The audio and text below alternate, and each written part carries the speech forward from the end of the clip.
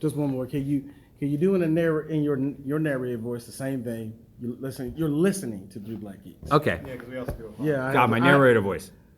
Let me find it. Then I know he's big and broad. My narrator voice. Is he like this? My big booming narrator voice? Yes, there it is. Okay. You're watching 3. No, you're listening. You're listening. This is Kirk Thornton, and you're listening to 3 Black Geeks. This is good stuff. Don't turn it off. Perfect.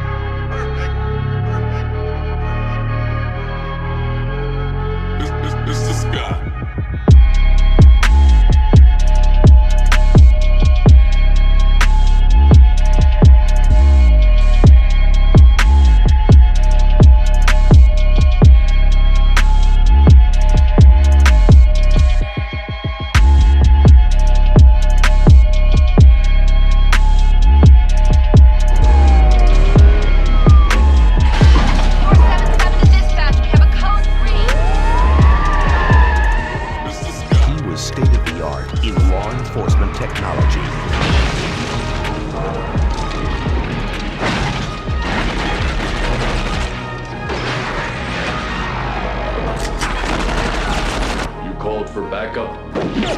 But the system thinks he's become too independent. He disobeyed a direct order. I want to know why. His friend was in trouble and he made a judgment call. Too unpredictable. They're saying he's gone underground. Oh, there goes our PR budget. Too human. We have a warrant out for the arrest of Robocop. Now the system's out to get him. Because he's fighting for the people. Stay here! Fight for your home! If you want to get in there, you're gonna have to shoot through us. I don't have a huge problem with that. Get them for me. I promise. All right, Mr. Robocop. Come and get me. I must commandeer your vehicle for police use. What is your problem, sucker? I mean, officer? I hope you are insured.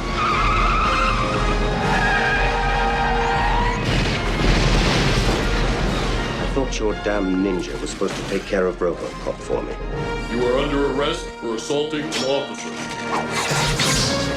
and destruction of police property. You may want to call the fire department. What, you gone war wacky? I think I'm in love. He's taking the future. What? And giving it back to the people. Robocop 3. How may I help you, officer? By resisting arrest.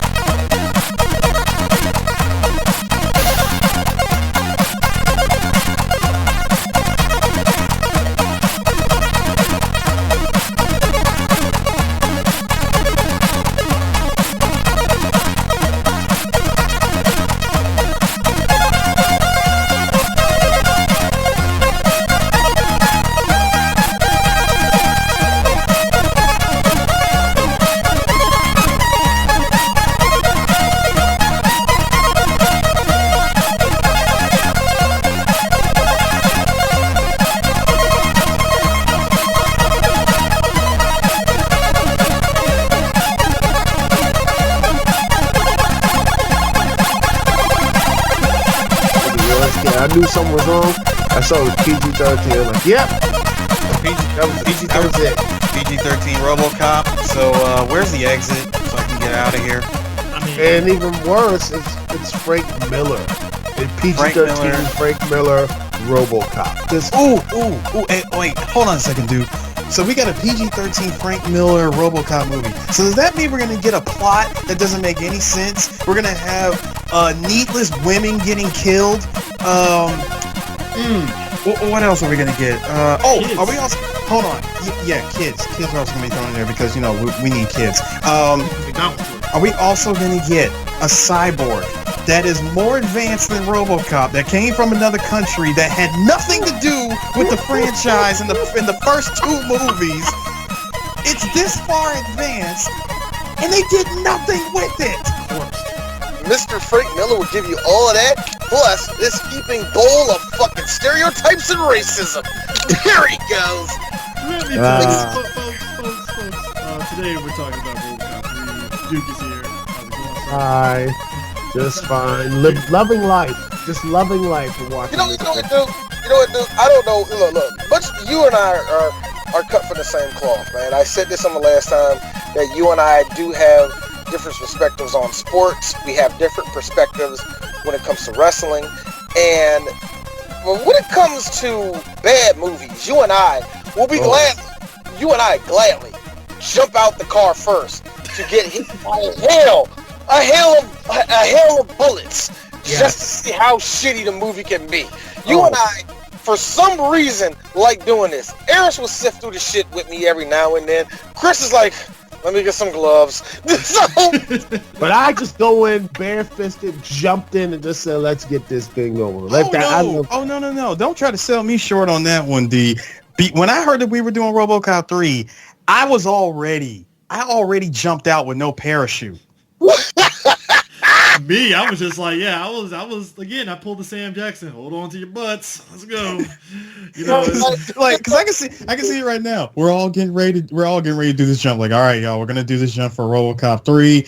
Make sure you get grab your parachutes. Make sure the safety net is prepared on the ground. We're gonna do this jump together. Where's DJ Sue? I left a note that said, already jumped. I'll meet you at the bottom. I'd like to point out something here.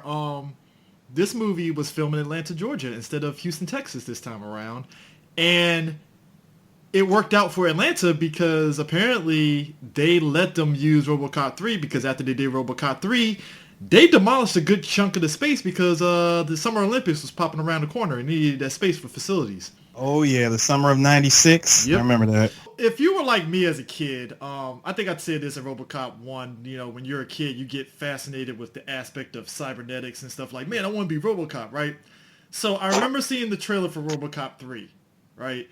And I never yelled that out of my life. I never yelled that out. Not yell it out, but you're thinking it because your imagination. That's just how it is. No. I meant RoboCop himself. I said about other shit. Oh, I want to be that. I want to be this. I want to be that. Nigga, I wanted to be a motherfucking Silverhawk. So let's show you how low and maybe how high my motherfucking level when it comes to being something is. So I never wanted to be RoboCop. So 9-year-old me sees the trailer for RoboCop 3, and automatically, because they got me by the balls as a kid, RoboCop got a jetpack, and I'm like, take me to the theater, Mom. Yeah, I was with you on that one, CJ. But fate had other things in store for me. I did not go to the theater to see this train wreck. And as much as I wanted to see RoboCop in the jetpack, let's be real, this movie really sells itself short because he only had the jetpack for all but 1 minute of footage. I'm gonna give him 2% of the movie. I can't even give him 2%. That seems too high. Because they blew like we know now, like when they put out trailers, we know, oh, that's the end of the movie, blah blah blah. But back then, like you didn't have any cognizance to really like look at a trailer and really break it down. As a kid, you just saw what they threw in front of you. So I never knew when they showed in the trailer that was the end of the fucking movie, and I'm like, wait a minute, that was it? And like as a kid, I just remember when that scene happened, I'm like, that was it? He didn't. Yep. No, he didn't. Yep. And that's where the Sonic trailer got its idea to put Jim Carrey in the Eggman suit at the end of the trailer. Yeah, in the more legit Eggman suit, which I'm still okay. Again, edit this part out, dude. I'm still assuming that part we actually see him with the full mustache and bald head. He jumped into Sonic's world. Yeah. I got a feeling either he jumped into Sonic's world or Sonic like blew him up in something, and that's just how he looks now. I buy that too. I'll buy that. It happened. You know what, D? Just to segue back into RoboCop, I'll buy that for $1. Oh yeah. We saw our nigga for 1 second to get in this movie, yeah. Yeah, let me tell you something. So RoboCop 3, here's where we're at with RoboCop 3. I saw this movie as a kid at Beltway Plaza Mall. My aunt ended up taking me to see it. Oh. Not see this movie. No bullshit. I did not see this movie until I was at the ripe age of 27 years old. Wow. Yeah, I was younger. I saw this one when I was like 12. It was like on like one of the UPN or something like that, flipping channels. I was like, oh, let's see how this movie. And I was like, wow, they really ruined the whole RoboCop thing. I like to say for the record that RoboCop stood no chance opening weekend because Nightmare Before Christmas happened. So. Oh yeah, that was actually fun. See you later, nigga. See you later. Actually, there was 2 Disney movies that it stood no chance: Nightmare Before Christmas and fucking Cool Runnings. Zero chance. I'm surprised Disney hasn't made that. What else was out during that time? Flesh and Bone, the Fox Beverly Hillbillies movie, Rudy, Jesus Christ, Demolition Man. Oh wow! Look Who's Talking Now, which was shitty as fuck, but apparently it made money. And Joy Luck Club. Oh, Joy Luck, yeah, RoboCop got slaughtered. Oh, it got slaughtered. Here's something to tell you something. Look Who's Talking Now made money. It did. Very clear. Look Who's Talking Now made money. But if you look at all the movies I named, it stood no chance. The Joy Luck Club, get the fuck out of here. They cleaned up. Yep. Nigga said Rudy, one of the most overrated movies of all time. White people went to go see that motherfucker, didn't they? Yeah, people want to go see Shorty G be a linebacker of Notre Dame. That's pretty much it. Yep. That's the movie. Hey nigga. A whole bunch of old white people born in 1939 was like, this is when football was a real game. Yo, RoboCop no chance. Can I say that you want to know how this movie started off, and you know that this was starting off on a really, really bad start? Your opening title starts with the number 3. Yep. We don't even get the theme song. It was just 3. Then RoboCop drops in front of it, and we're seeing what I like to call what we're seeing now in 2019, full-on gentrification. It's like gentrification militarized. This is what hoteps think that white people do when they put up a Starbucks in a black neighborhood. Yo, and here's the thing, and this is why I'm not gonna say I'm scared. Hold up, hey, I'm sorry, CJ. I'm sorry, CJ. I was just gonna say, yo, you already know what was about to happen. OCP announced they was opening a Harris Teeter in what was that? What was that city? What was it? Capital? Kitland? No, Cadillac. Yeah, Cadillac. Yeah. In Cadillac Heights. As soon as Cadillac Heights was getting the Harris Teeter, OCP cleaned up. Imagine you're a good, hardworking black man in the 90s with 3 children. Doesn't matter which boy or girl. Just imagine it. All right, you there? Mm-hmm. Open the door. Hello. Hi. My name is David. This is my life partner, Jimmy. Hi. Okay. So, we noticed that you guys like to party after 10 o'clock. We were appreciating. Oh, yeah, and here's my little baby. His name is Scruff. Say hi to Scruff. Yeah. Scruff goes to sleep around 8 o'clock. So, if you would turn your Jungle Bunny music down a little bit, it will help him rest better because he has irritable bowel. Yes, dogs get that. Yes, I know. So, that down, all right? All right on. I voted for Obama. Bye. I love that Bill Clinton, though. Didn't he say the sex? Well, I would have voted for him for 3 all time. Wait, hold on. I got one more, D. Just to dig the knife. Hey, D, just to dig the knife in even further, I got to add one more bit. So, by the way, have you considered going back to Africa? Look, hey guys, understand, I know what you're doing, but this is the new Cadillac Heights. This is not Harlem, okay? All right, guys. White fans listening to this shit. I did not purposely tell Mo not to be on this episode. Mo couldn't be on part of it.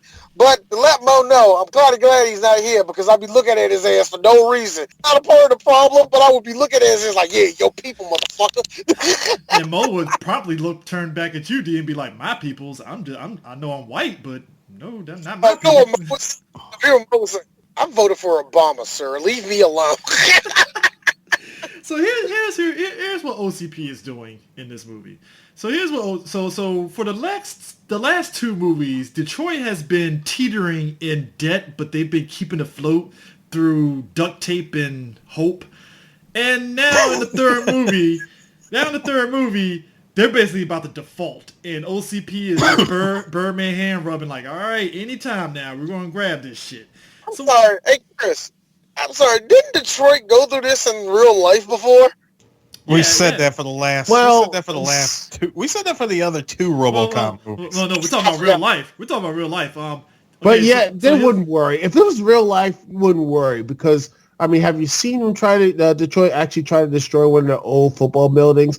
If it was run by Detroit nowadays, most OCP stuff would have broken down and it would have been like right out like just like would have been like ran out of gas or something.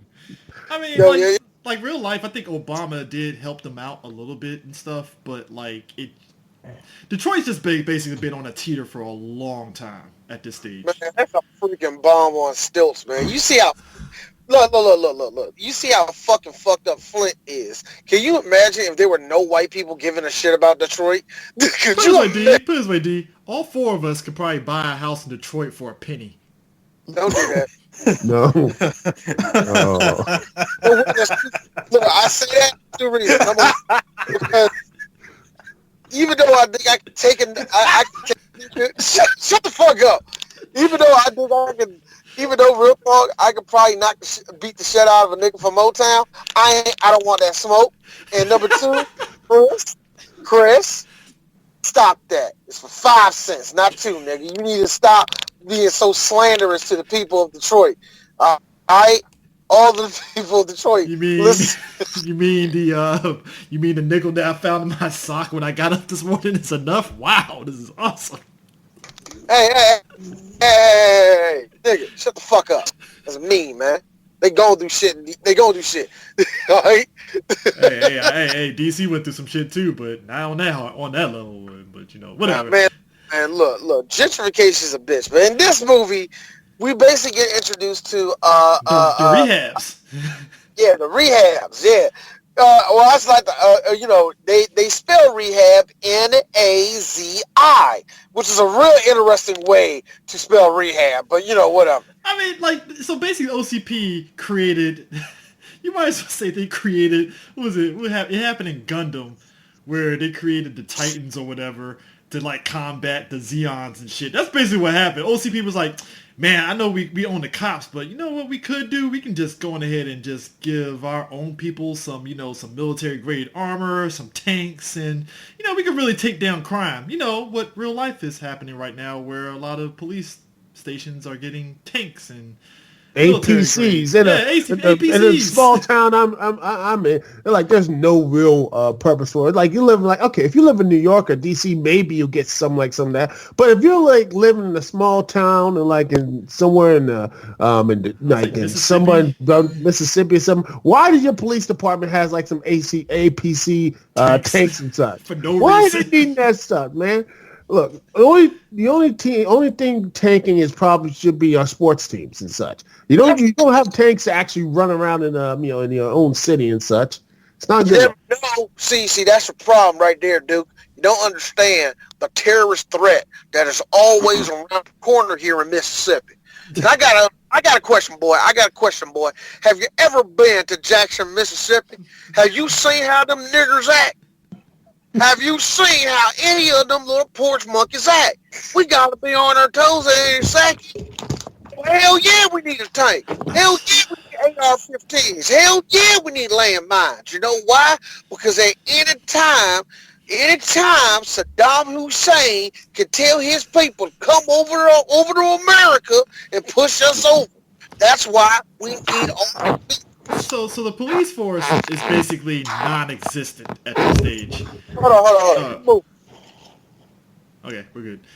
Nah, the police force is basically non-existent at this point. The chief of police, he's just trying to get by. All right, he's going most definitely going through the motions. Oh yeah, he's definitely. You can tell that nigga is just sitting there like, you know what? Second I can get my pension. I'm moving just the fuck out of here. I'm moving out of here. Which to jump ahead, my boy Donald Johnson hits up Sergeant Reed with that whole quandary. Like, shouldn't you be concerned about your pension, Sergeant, instead of these riffraffs? Which you do know that RoboCop is he costs the city a lot of money with the property damage that he does, and you know that a lot of that is coming out of your pension. Hey, you built him. Now, if Frank Miller was a better writer, and actually try to scoop for it, have him talk real life. We say, have him say like it's real life. It'd be like this: Hey, I ain't make the motherfucker. You did, fool. And there goes your PG-13 rating. Yeah. Exactly. You're right about that. Actually, no. Hey, D. I'm sorry, Duke. If that was the only line, you'd have got away with PG-13. In 93, In 93, you would have got away with it. Yeah, in 93, you could have got just away with once. I mean, and he's just getting by. OCP, apparently they need tanks to get the residents out of Cadillac Heights, which basically puts them in a position to where there's a resistance group that hates the rehabs and OCP basically, and that's who the rehabs are fighting against. And you got the resistance, so to speak, which are basically residents of Cadillac Heights that consist of CCH Pounder, who plays Bertha. Stephen Root, who looks like he betrays the people, which he does. Dude, his jacket. You know how like back in the day you had the members only coats. Mm-hmm. I swear his coat should have just said, "I play the traitor." Now you know why I knew he was a traitor. The first time I see him, we gotta get the hell out of here, man. I'm like, he's gonna trade on him. He's gonna be the bad guy. He already look at him. He already. And by the way, just to jump ahead real quick, did you like how the movie tries to fake like, oh, who's this mysterious person that can give you the rebels' location? Wow, it certainly looks oddly familiar. Yeah, you could just tell. Hold on. Like, first of all, why did he try to stand behind the shadow as if I couldn't tell that's actually him? Steven always looks like Stephen Root, even if you see them from behind. You see, and then you got Stan Anderson playing Zach, who he's the white guy that's like, they're killing us. We got to get out of here, guys. I'm like, dude, chill. Like, we get it.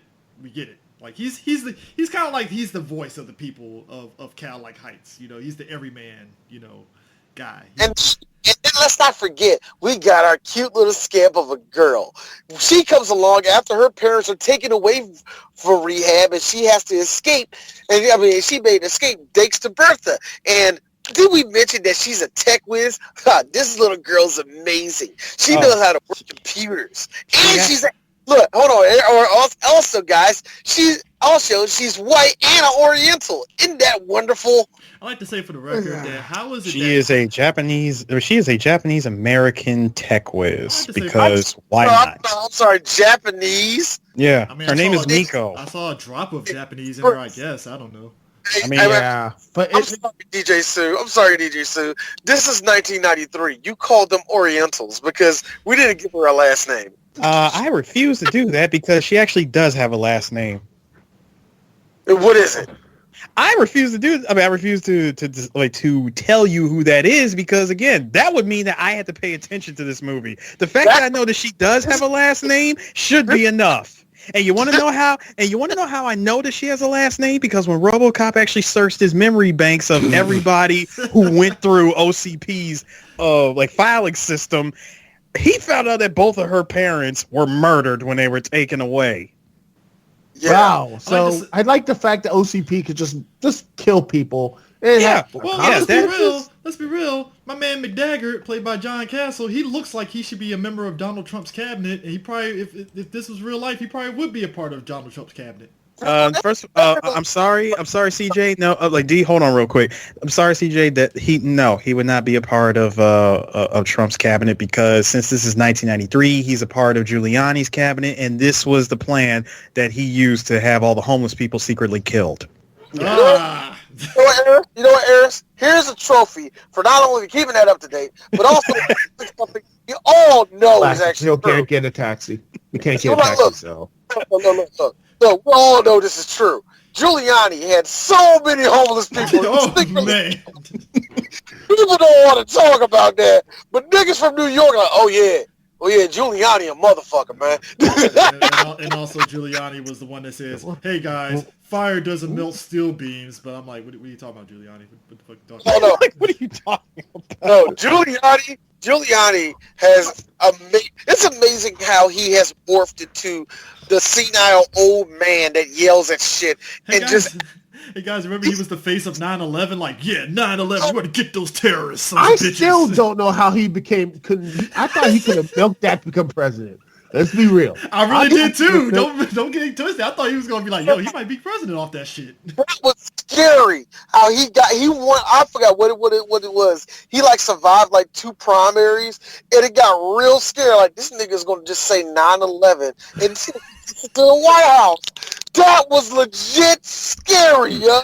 That's how Lois won the election in Family Guy. You know what's amazing though? Speaking of that election, you know how all of us was fucking terrified that John McCain picked Sarah Palin to be your vice president because she was so fucking stupid. Yeah, let's see that bad now, huh, motherfucker? Well, also they also banked on Republican guys like, hey, she's hot. I want to fuck her. Vote for her. Yep. There it is. And thanks to my future ex-wife Lisa Ann, she already made that fantasy for me. So I appreciate that. I mean, they almost got a guy for like 2 seconds, and I was like, no, can't do it. No. Yo, I don't know. This was one chick I saw, and it wasn't Lisa Ann that she was dressed up like Sarah Palin, and I was like, this is amazingly working, bitch. What's your name? Oh, just some amateur chick. I guess I'm not gonna see you again, and I never have. but speaking of people I didn't think I would see this. Strangers in the night. Oh God. No, but speaking of people I didn't think I would see again. So, hey Frank Miller, did you have any reason at all of bringing back Ed 209? Okay, I brought him in there. Dig of this, guys. So first off, when I wrote Wolverine, you know I wrote Wolverine, right? Right? Yes, we know that. So I was thinking to myself, what would be funny, right? And I thought if I had 2 Jews fighting each other, and they'd be like, hey, yo, Frank, chill, bruh. Why did you put Ed 209 in the movie? Oh, no, that wasn't my deal. Frank Decker did that. Mm-hmm. Now let me tell you something. Now go, Frank. Just go back to writing Daredevil and how is that? I'm sorry, dude. How is it that Ed 209 is so easily hackable? Can I tell you something? It's Ed 209, dude. But here's the thing. Whole thing. He sucks. This chick made her hacking skills make the hackers and hackers look so legit. Because this chick, like, at least in Hackers, we saw some sort of form of, like, hey, is it Linux or what? We saw something. This is she's just typing on the computer and, oh, she hacks Ed 209. I'm like, how? You want to know something fun, guys? Watching this with my oldest son. Donovan's watching this with me. Don't worry, guys. He's going to be as loyal as a puppy. You have 5 seconds to be as loyal as a puppy. Here's my son. How did she do that? She hacked, son. Here's Donovan. That doesn't seem that would work like that. Thank you. That wouldn't work.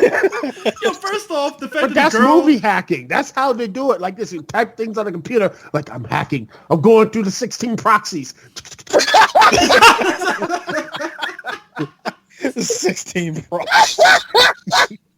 I love how Duke pulled that from the far reaches of his ass. Thank you. That's exactly how they say it. First off, the chick... Wait, hold on. Hold on. First of all, y'all, this is This is the 90s, all right? No, we all know. You we all can't know use that how, excuse when No, I'm not using the excuse. Just let me finish. Let me finish. This is the 90s. First of all, you know that when it comes to hacking, you're supposed to say, "Give me a minute." They get the hacking in under 10 seconds, and you know it is not an official hack until they say, "Look, I just got into the mainframe." Until you get to the end of the movie and her and Jill Hennessy are just fucking button mashing the fucking hacked robot, and then it just goes out the fucking window after that. So there you go. No, but that's the key word. No, that's the key word though. The key word. I'm in the mainframe. You know what you mean to tell me that we have not got a scene, not one scene in this movie where they zoom into her eyes like da-da-da-da. I'm in. Dude, the fact that Ed 209 didn't shoot this little girl as she was coming towards him, I'm like, this is a fail of the highest order.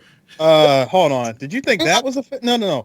You said the fact that he didn't shoot her was a fail. The fact that he bent down, saw that she was hacking, and looked back at the people in front of it as if that was the real threat. That was the fail.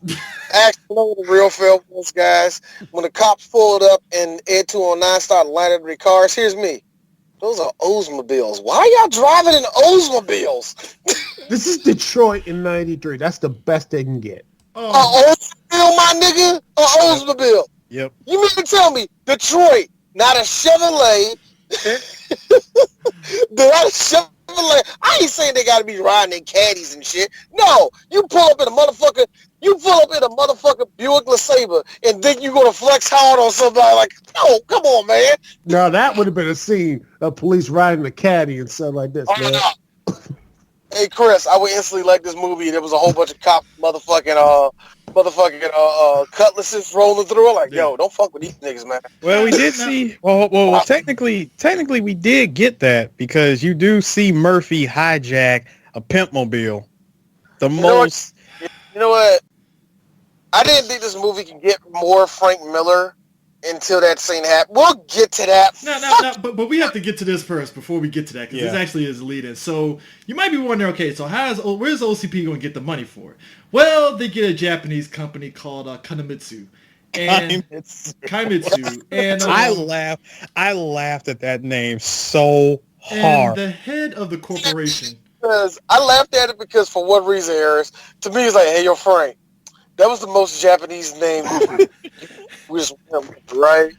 You ain't trying to make it realistic at all. He played Tekken 1 and saw Kunimitsu and just figured, all right, fuck it, I'll just call it that.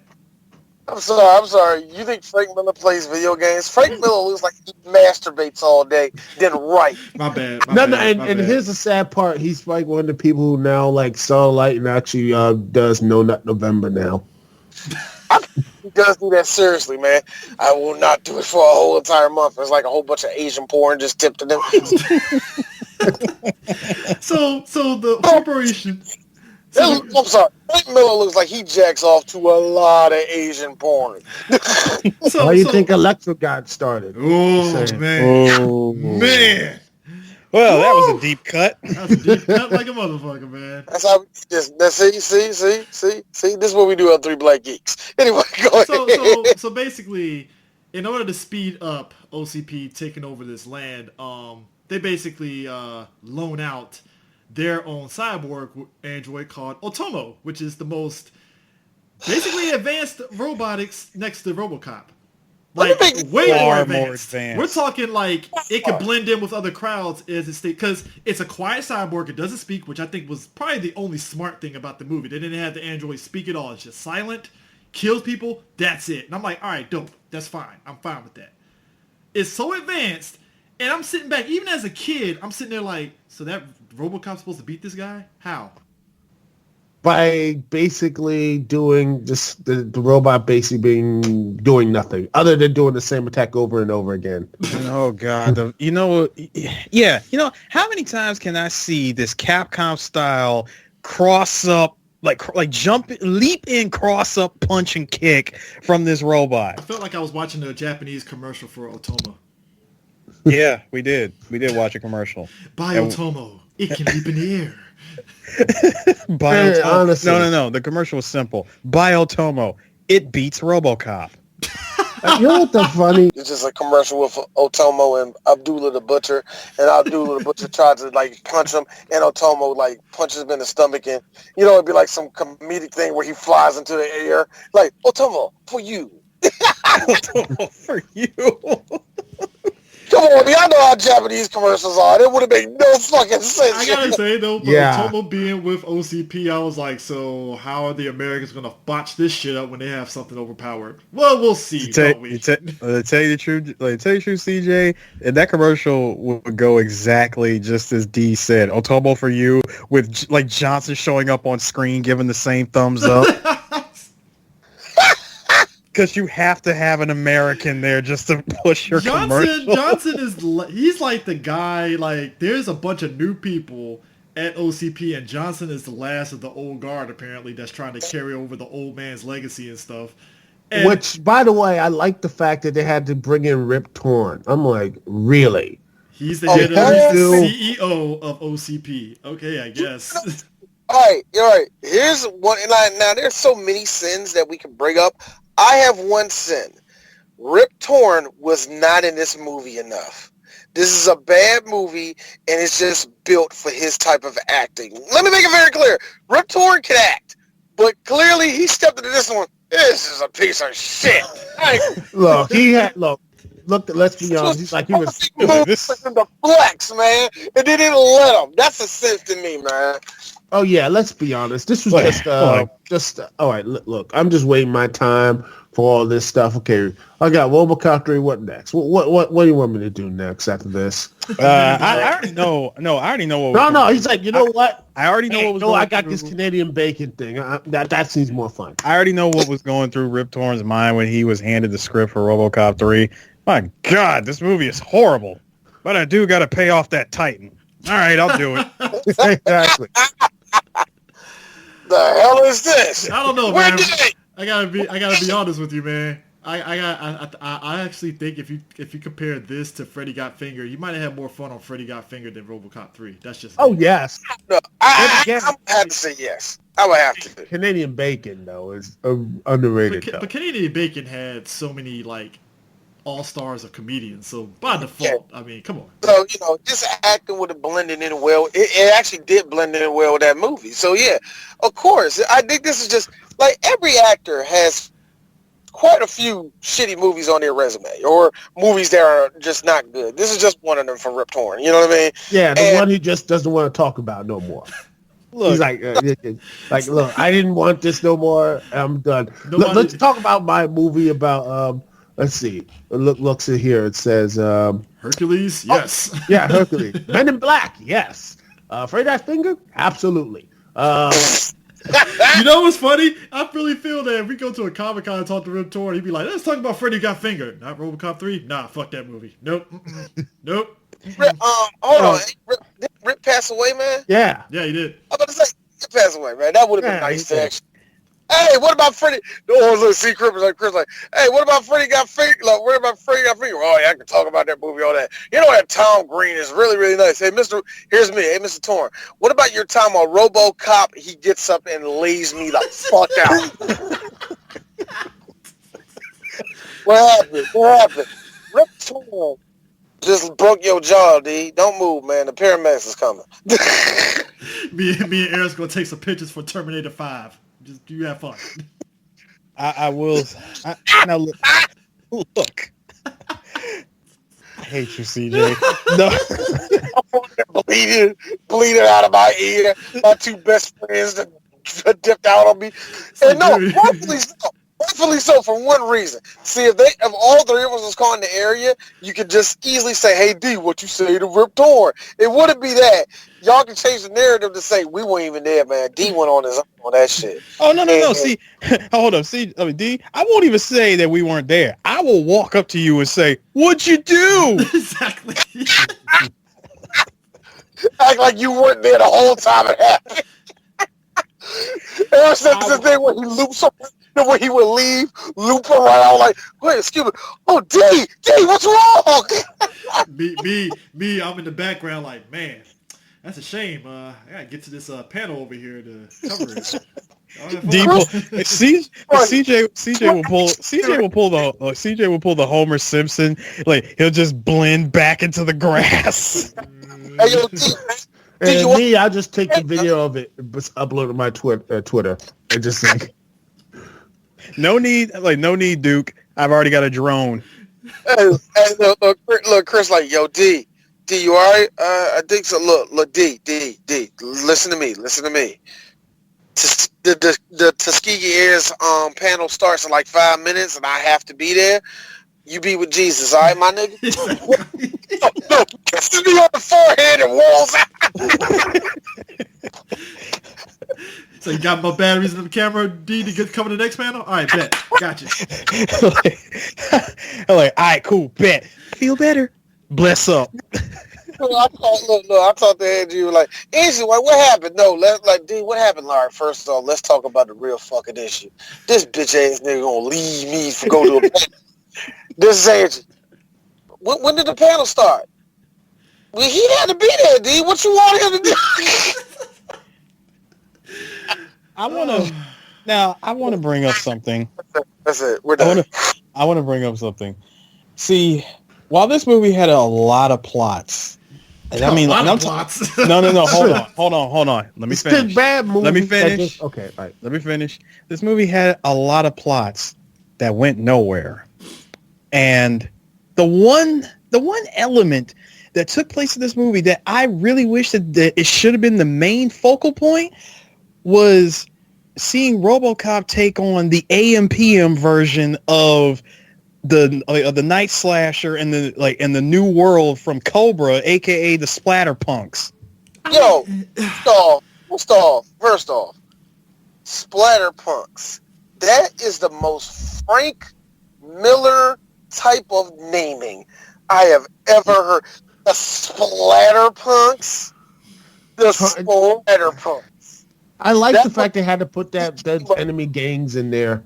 You know, they put enemy gang. Dude, that logo. It's the Mad Gear gang from fucking Final Fight and shit. Their logo. Like they walk right out of Final Fight and all those 2D beat 'em ups, Streets of Rage, all of them, and just walk right into the Robocop 3 Rainbow set. I guarantee you, Duke, that there was a random street punk from the Splatter Punks, and his name was Donovan. I bet one dude name was Joe. we might as well get this over with here. So, even with the movie starting off with RoboCop getting into a firefight with the bad guys to kind of get your hopes set up and stuff, and RoboCop actually has a new weapon. He can detach his arm into like a gun arm, which that's always cool in the 90s, I guess. AKA, gotta sell them toys to the kids. Yeah, gotta sell them toys. It's toys. Look, and like I said, I didn't watch this movie until my 20s, but I did have that toy, actually. Yeah. Did have that toy. Yeah, so it's like, Lewis, Frank Miller hates women. I'm just gonna put that out there right now. We already said that. You know, so even look, it's funny though. You know what? Real quick, Chris, I didn't mean to stop you on that, but it's kind of funny that even in his last, I didn't read the last one he made of what was that? The Dark Knight jump. Yeah. But the one he made with Wonder Woman and Superman being together and all that, I have to say that's the best he ever wrote a woman. Is actually decent for him, but everything else on Frank Miller hates women.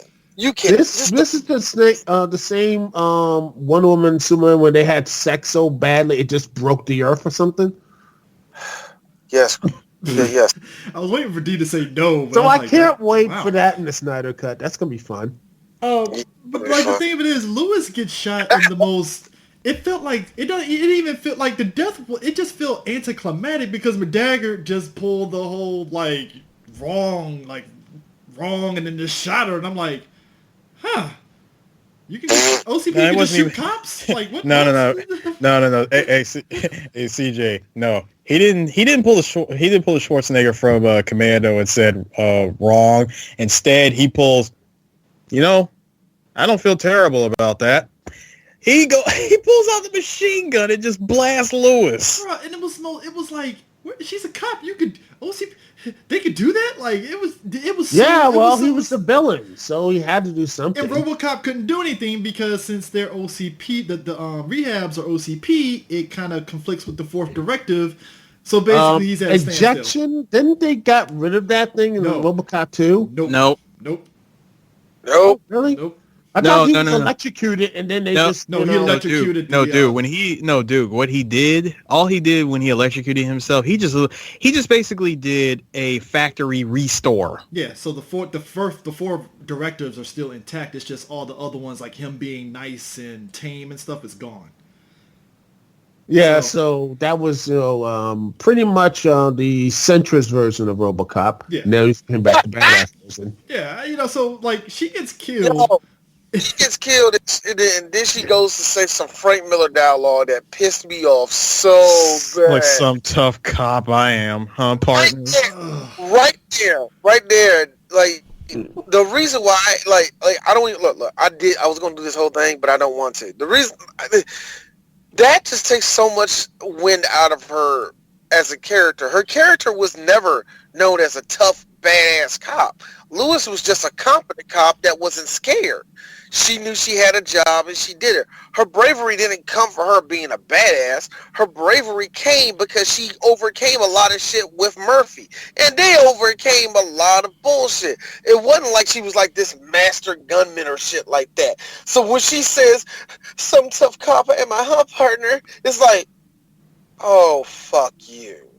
And it's funny because, again, it's like, before she got shot, the one officer said, do you need the flak jacket? They're like, no, I'm off duty.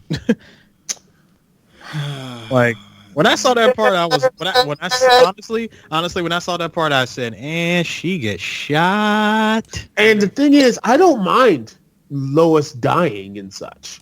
I think it's just the way, the style they did it was just so, no. And then the worst part. Now, I know in the 90s nobody noticed this shit, but now it's just, oh, fuck you. Get them for me, partner. Get them. Promise me. It's like, oh, she needs the man to fucking save her. Fuck you. Fuck you. First, you know what's funny? You know what's really funny, D? I look at this version of Lewis, right? And I go, wow, Lewis, how... This was you literally a few years ago. You killed Ray Wise. You gave Ray Wise the best death in the movie. Yes. She actually did some stuff in the second movie. She ran over. You did some stuff in the second movie. With the tank. She did some stuff. You did stuff in the second movie. And I'm not faulting her. I'm faulting Frank. Just by the horrible writing in this third movie, you completely soured your entire history of the first two movies. Yeah. Shocker. But then again, Frank Miller is not a movie writer. I think, again, he knows his thing. He, for all of his stuff, at least he knows how to write a good comic inside. At least I would say, I think for Frank, he knows how to set certain tones right. I think as much as I hated All-Star Batman and Robin, at least he knew what tone he was going for. You know what I mean? Yeah. At least Batman was going on. All right. Go ahead, I'm listening. Oh, Batman Year One and Daredevil, like his run on Daredevil, which I honestly did made the character and such and all that stuff. But yeah, he can do great stuff, but once you get to other characters and everything else, he can't do that stuff. Sin City, that's one thing. That's his own tales and everything, but give him something like, say, this or The Spirit, well, there you go.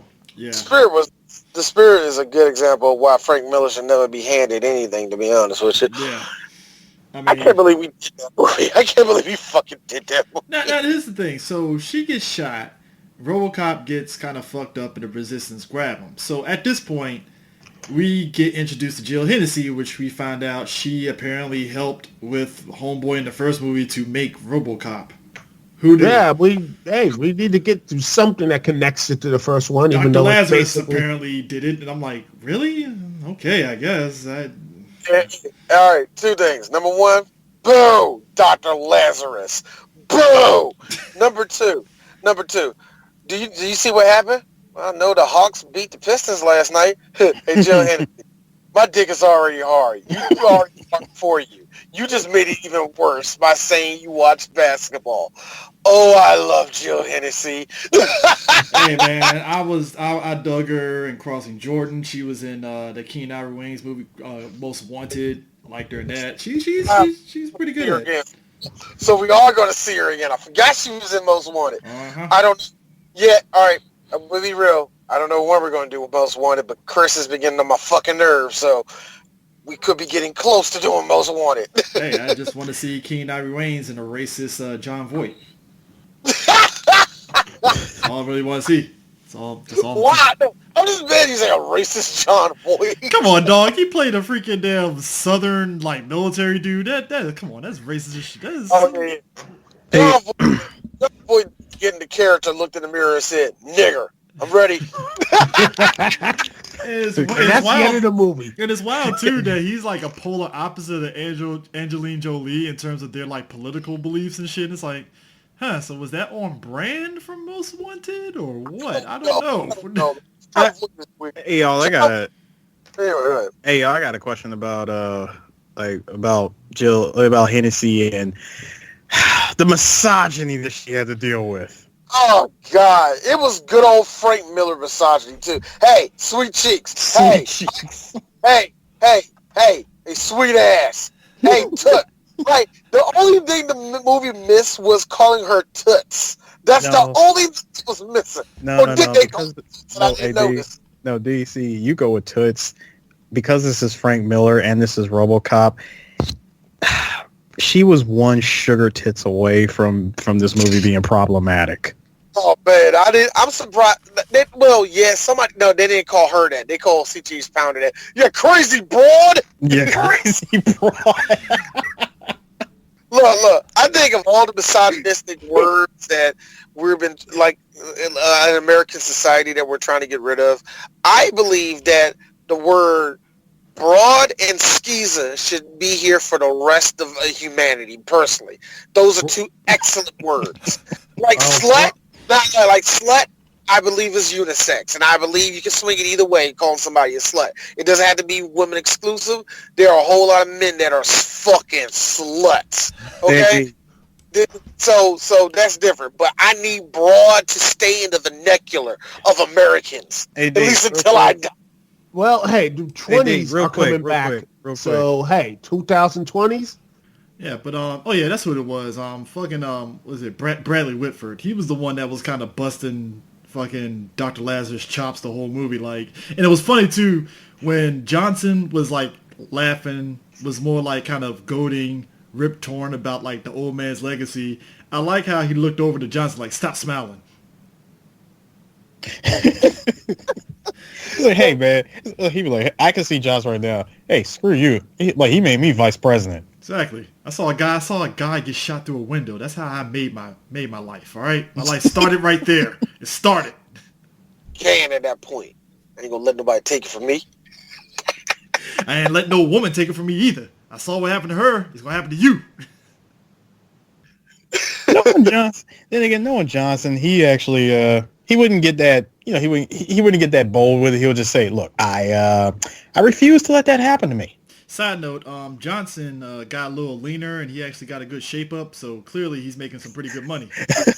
You're a vice president. You better be making good money. My man. Johnson looks like he's either incredibly single, or he has one of the sweetest old-looking white women. I was gonna say that too, because Johnson looked like he hates black women. Straight up, I ain't gonna deny that shit. He just looked like. Second, no, you ain't gonna talk to me that way. We're getting a divorce. Exactly. It's like, nah, nigga, I need control. You ain't trying to get control? Nah, I'm done. Nope. Or Chris, let's be even very real. This is what happened. Hey, honey, I want to go to a concert. Where you want to go? Earth, Wind, and Fire is in town. Yeah, I think we should get a divorce. Like Earth. It's like, hey, the Bee Gees. I can see.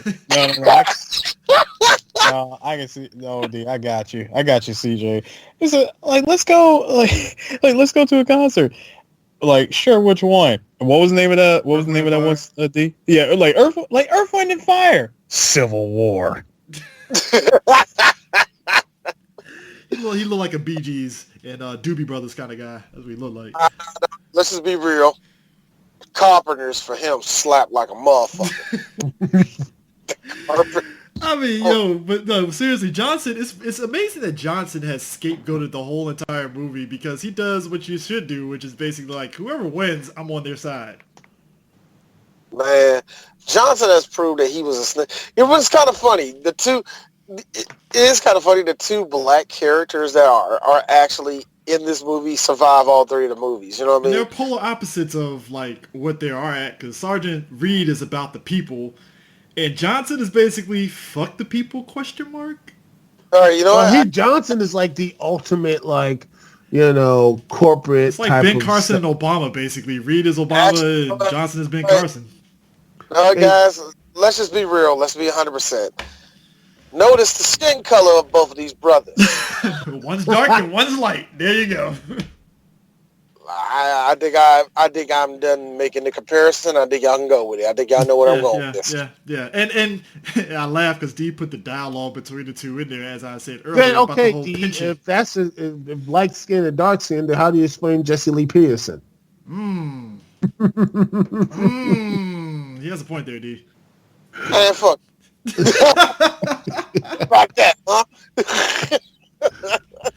So, Dr. Lazarus is helping Robocop because I guess when he got fucked up by the rehabs and stuff, he was losing power to his system. So they have him hooked up. And when the resistance people from Cadillac Heights basically raided the OCP weapons facility, they picked up some stuff for Robocop, which was a rocket pack.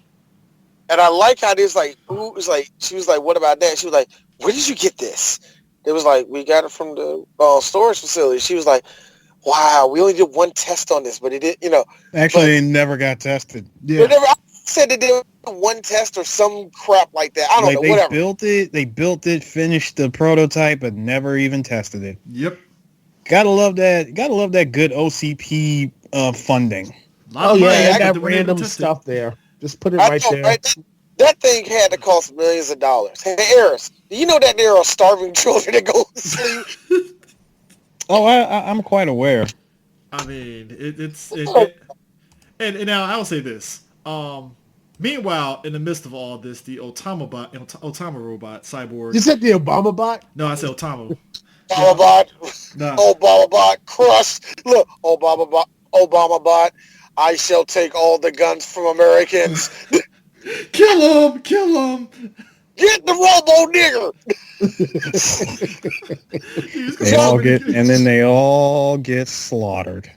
Hey Chris, do you realize that's the second time I said robo nigger on this podcast in this year? Let's see, Solo, you said it, so now this. Yeah, that's what I said in Solo. Yo, now check it. Our Asian cyborg is taking out a group of white guys that are part of the Cadillac Heights resistance, and they're doing the typical Frank Miller-isms towards the robot a little bit. Would you say? Well, exactly. We need to have some of these good guys to be. Hey, they're gonna die, so you don't want to feel bad for them. So let them say some racist stuff. I mean, they're good old boys, basically. That's what it is. Hey, every now and then, both our cultures, they kind of clash, Sometimes, Asians, they come over here, they take all our jobs and, take all the good stuff that we have, make American products better and stuff, they think they're so good. Where they got small dicks and we got big ones. That's who we are, Americans. I'm Frank Miller.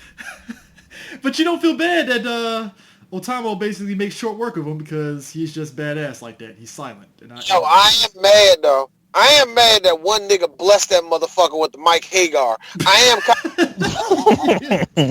No, because I gotta be real, man. I thought that robot, that cyborg, was gonna be like paper, where he hits it with the pipe and there's like a big gash on his head. It's like nothing. I was like, huh, well, that's amazing. The whole pipe or something like that. I thought that was the pipe was gonna bend, but no, it just knocked this jar out of place, and it was like a scene that was fun because it was the '90s and you had makeup back in place.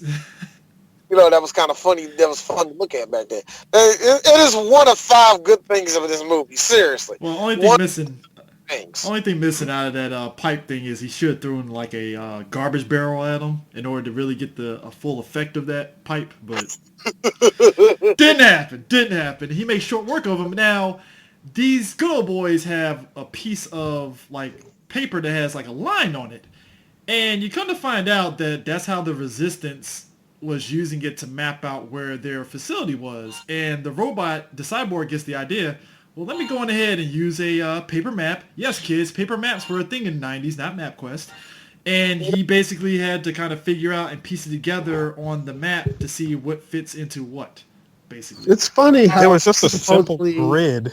Yeah, I mean, it's funny how this supposedly these huge super robots and everything else, these advanced robots don't have a GPS or anything else. Just GPS, nothing. Look, hey, shut the fuck up, guys. Do you know how big the chips are just to make this motherfucker do a front flip? You really think I was gonna have a back on this bitch? Come on now. Gotta ask you guys this. Do you think he was rocking the highest of Pentium processor chips in his head, or what? Dude, that was first of all, that is a foreign power Pentium that doesn't even exist. So that, look, I can't say what processing system he was on, but I will say this: I think Toshiba actually worked on like the legs and shit like that. Hey, you know what? I am thankful for this movie. No, real talk. I think the exoskeleton was actually made by Mitsubishi. No bullshit. No bullshit. If anything, all that was made by a Japanese company. The exoskeleton to make it move was made by Mitsubishi. I would say this. D, first of all, you're wrong because you know that whole thing was funded by Suntory. Stop it. You know what, Eris? Get the fuck out of here just because you know Japanese life better than all of us. Otamo, sponsored by Suntory Grapefruit. Eat grapefruit in your life. Also brought to you by Toyota. Yo, Phil Talk, I am so glad, with all the racist stuff Frank Miller did, I am so shocked that he didn't do, like, we get the point of view interface of Otamo and it's like Japanese kanji and shit. I'm so glad they didn't do that shit.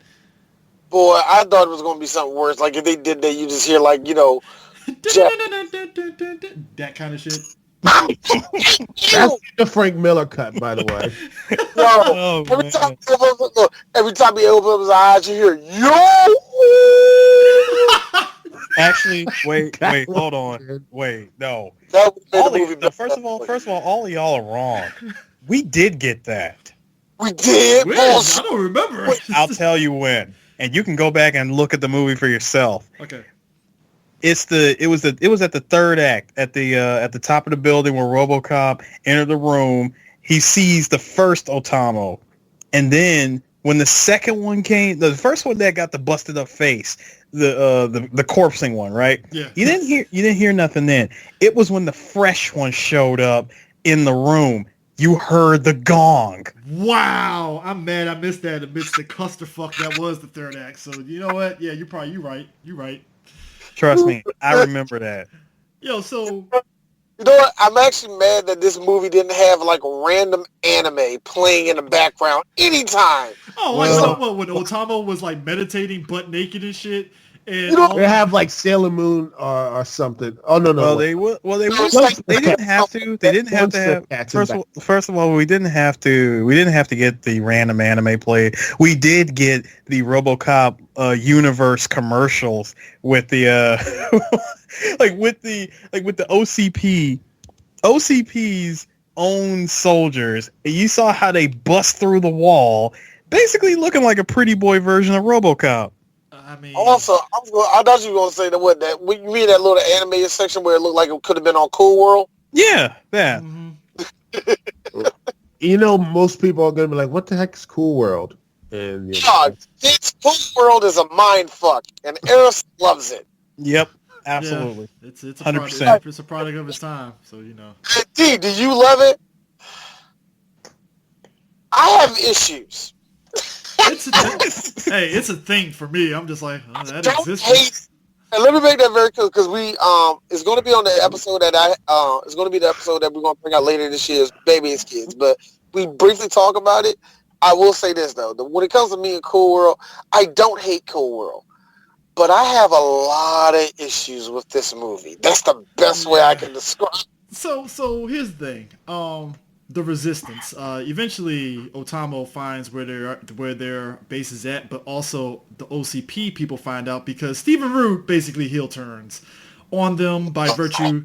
Yeah, really. So basically, Stephen Root is meeting. I love. I'm sorry. He's meeting up with Daggett at his shady hotel. Basically. I do like how all the rehab people are just fucking hookers in that whole hotel.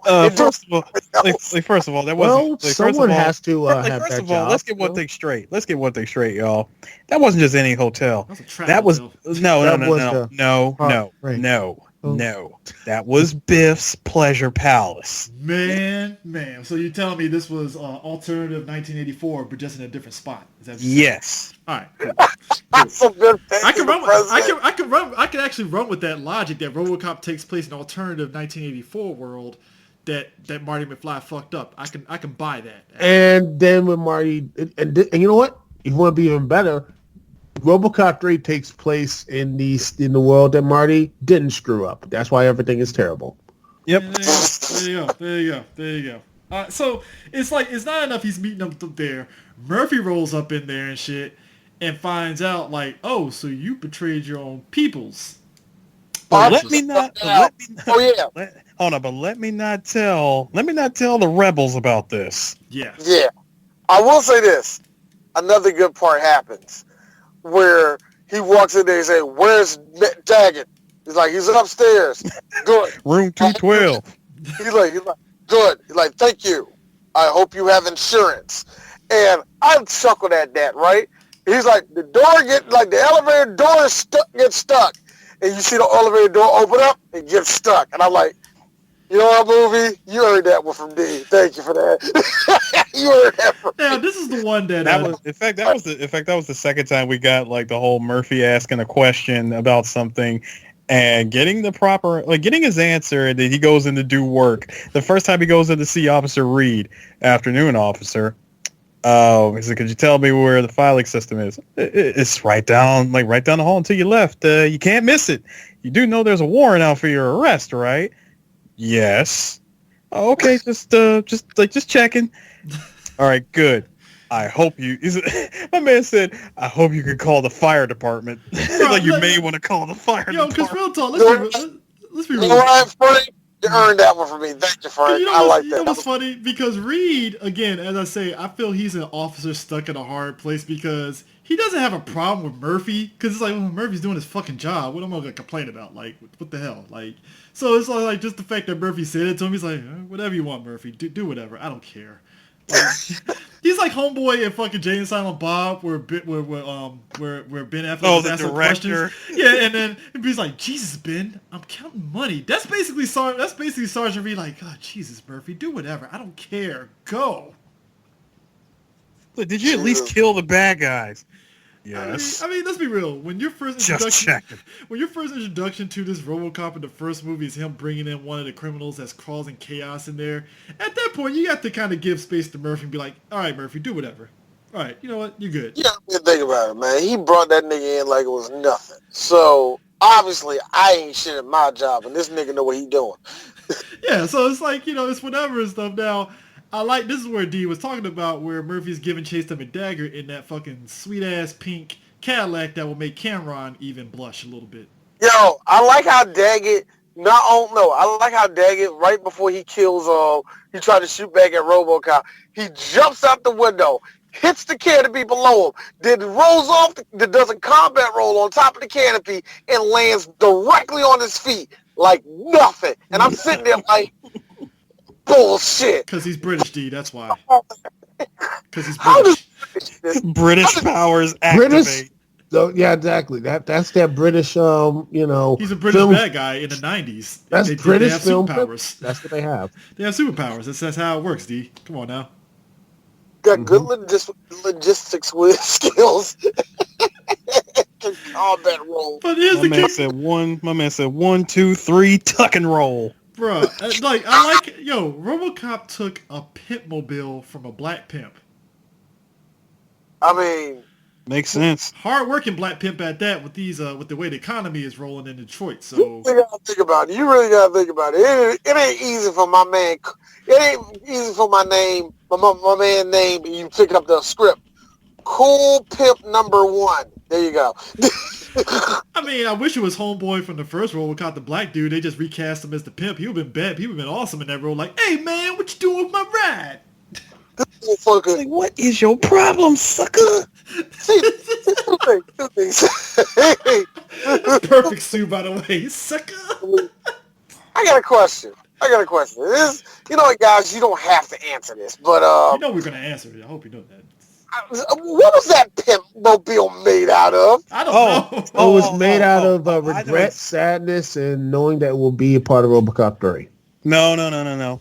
It was made out of script power. Script power armor. Nah. It was made out of blow, hookers, tears, and regrets, and the script. Yeah, in other words, script power. All right. Guys, all of you are wrong. You know what that was made out of? Blood, sweat, tears. In the American way. Here at GM, we make quality for America. Made for America. I refuse to believe it.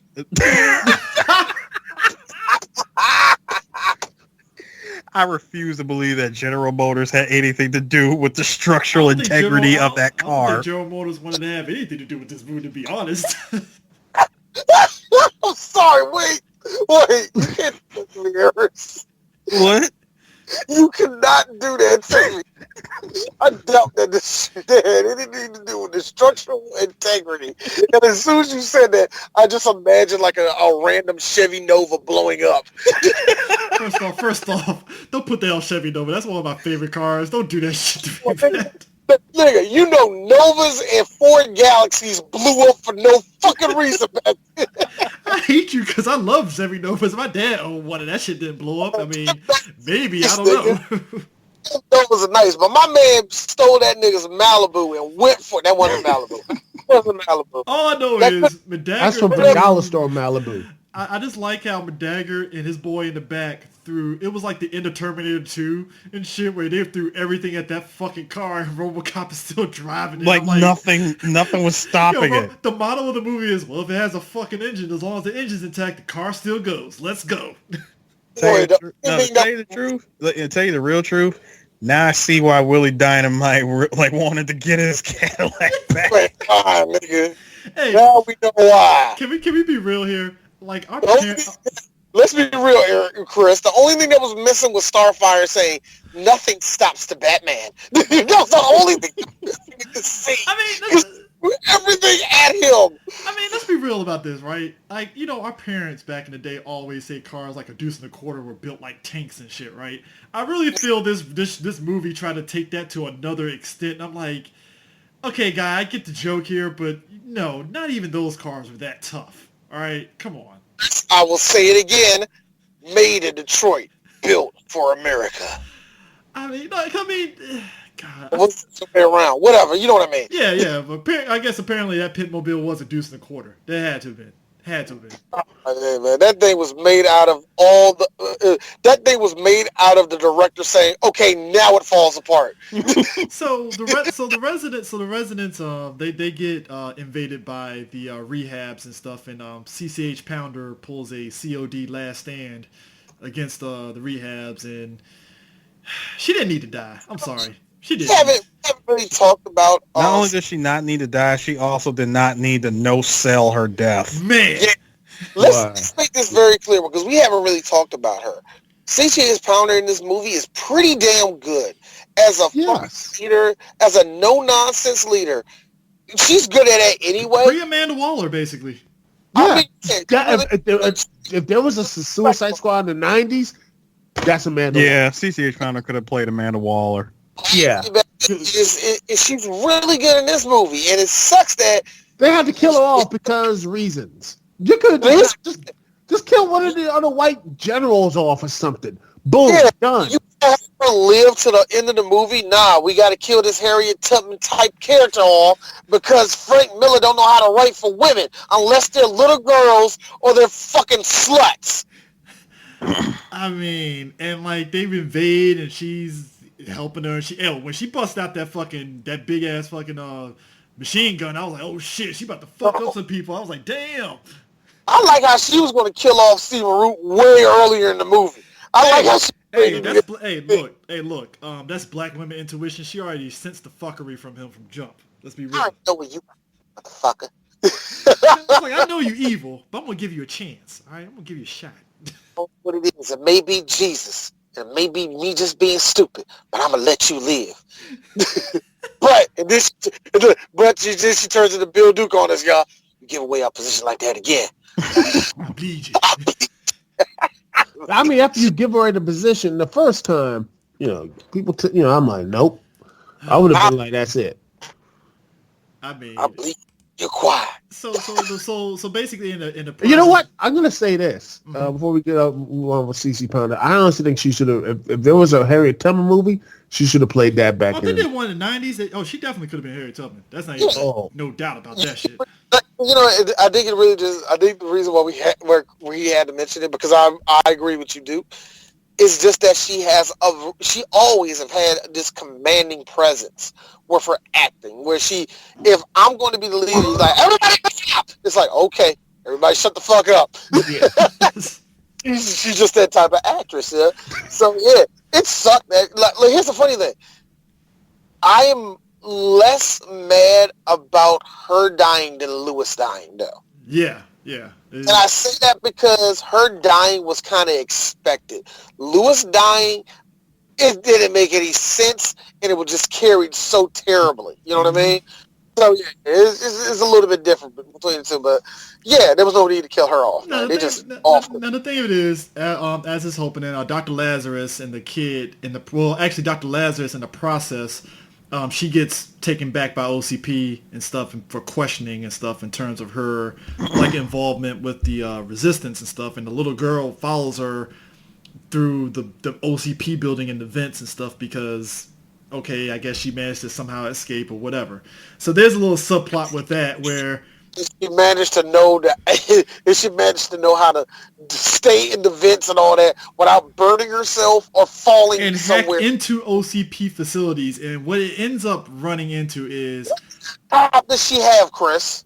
Huh? What laptop does this little girl have? Never mind. Whatever. Because she is the hacker / kid chosen one. And she hacks the camera to where Dr. Lazarus basically spills the tea about OCP and the rehabs and stuff to the where basically OCP was like, where the fuck is that feed coming from? It's coming from a prison? Get her out of there. And First of all, they ain't even put her in the prison, CJ.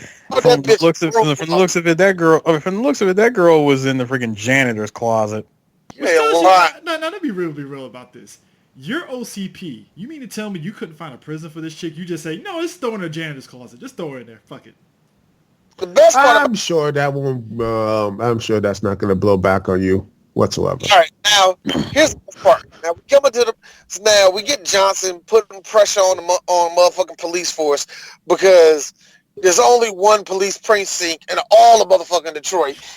That's how poor Detroit is. They can't have any others, man. They just had all of them coming together to one police precinct.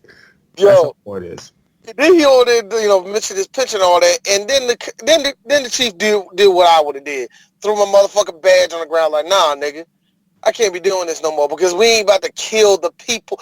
They're like, it's really just that the corporation. Imagine if Comcast, guys, said, all right, all of Landover, Maryland needs to go. Hey, Prince George's County Police Force, kill all of them.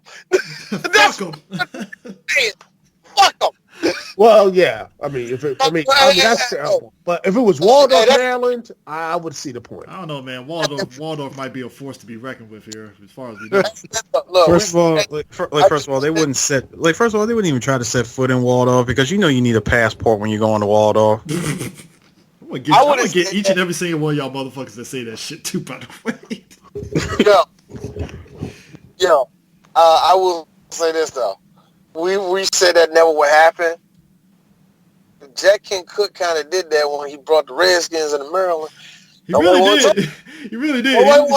That shit, we like the Redskins, so we ain't gonna talk about that. He really brought up the Landover. And then, Jack King Cook. It's Raljohn, Maryland now. And everybody said, okay. Calls that no more. They tried to make it a thing. Yeah. I went to school next to it, and they said, no, this is not Raljohn, Maryland. It's Landover, Maryland. Look, Madden 98 tried to make that shit fucking Raljohn, and I still laugh that Madden had to actually say that fucking name, in the game. I think that's actually still a thing in NFL 2K. I think I have. It is. It's still, they say in Raljohn, Maryland. I'm like, why? Why is it called Raljohn? Just I like that it's now, because just to make it clear, they don't call it Raljohn no more. But I like how that's just in Maryland lore now. You know what I mean? It's like an urban legend. It's like, did you know it was called Raljohn? Get the fuck out of here. It wasn't called Raljohn. Yes, it was. That's right. Right? It was gentrification on a level that nobody has ever seen before. They just bust up in the worst part of Landover and said, this is Raljohn now. All the black people at Palmer Park said, nigga, what? Get the fuck out of here. And then Daniel Snyder bought it, and no one went to that stadium ever again. You ain't right. Side note, D. All four of us could have got tickets to that Redskins Jets game easily. Just saying. I could have got some tickets for that. Nigga, Chris, I was off today. We should have went. Why would I want to go to that terrible game and have because I see Sam Donald throw 500 yards? Because me and D would be taking the piss out of Redskin fans easily. That's what the whole day would have encompassed. Hey, dude, what? You think me and Chris won't show up in Dallas Cowboy jerseys being assholes? Oh, that was fucking happening.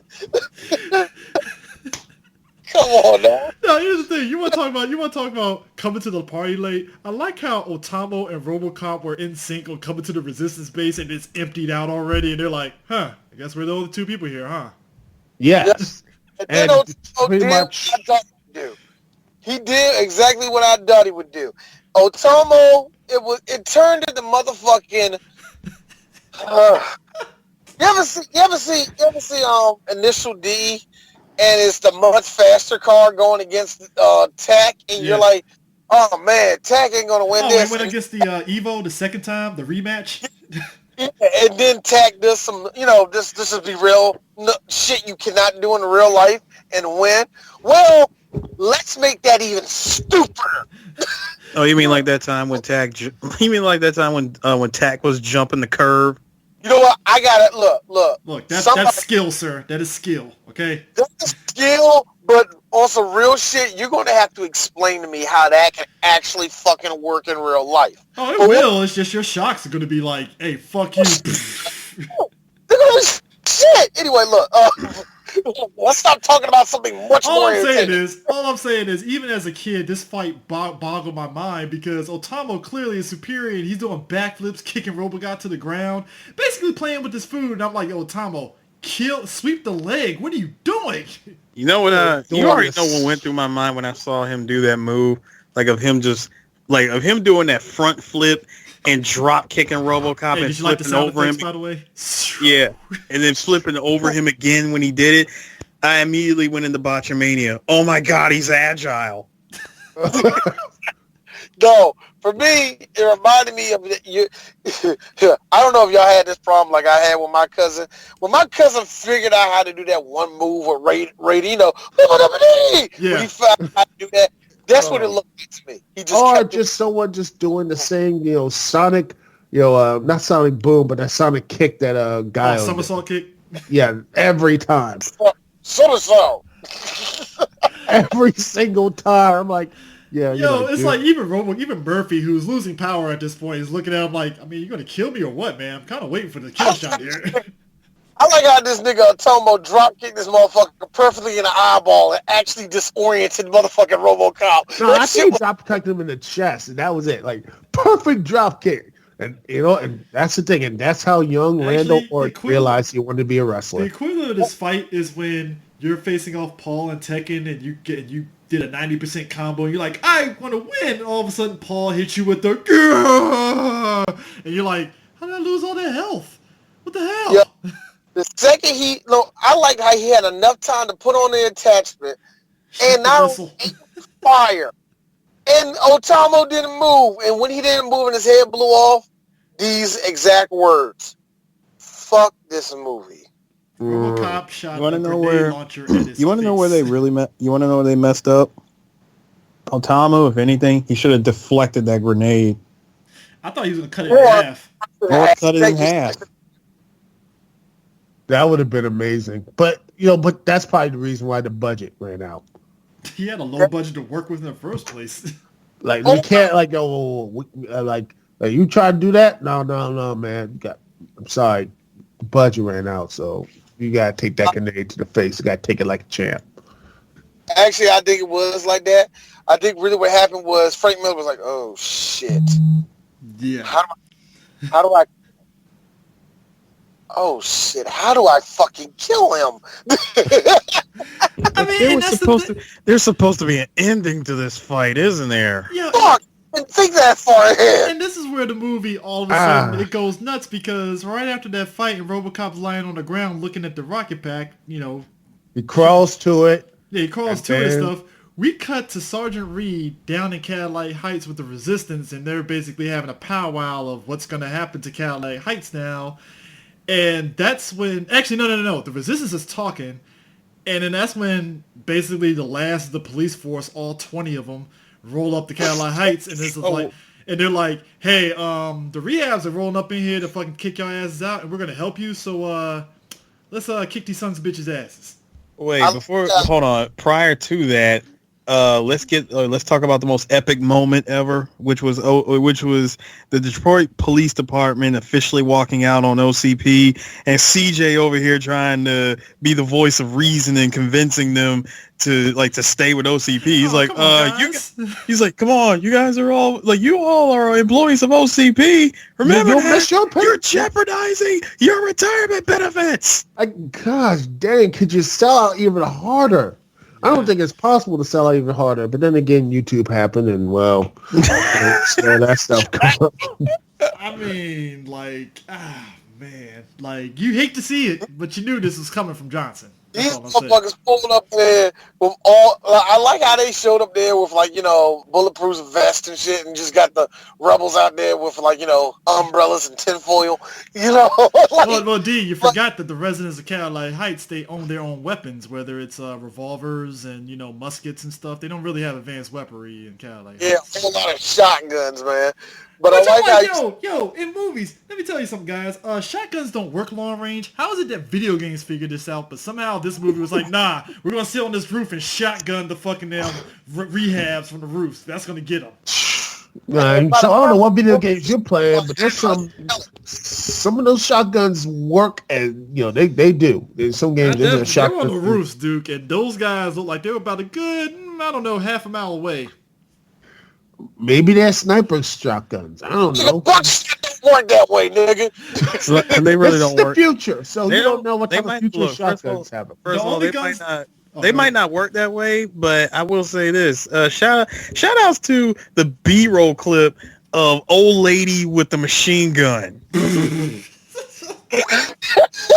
That was so random, wasn't it, guys? No, here's how badass this old lady was. She had that gun gripped. She was basically braced against the wall to keep from kickback from happening, and she was mowing down some rehabs. Gotta give her credit.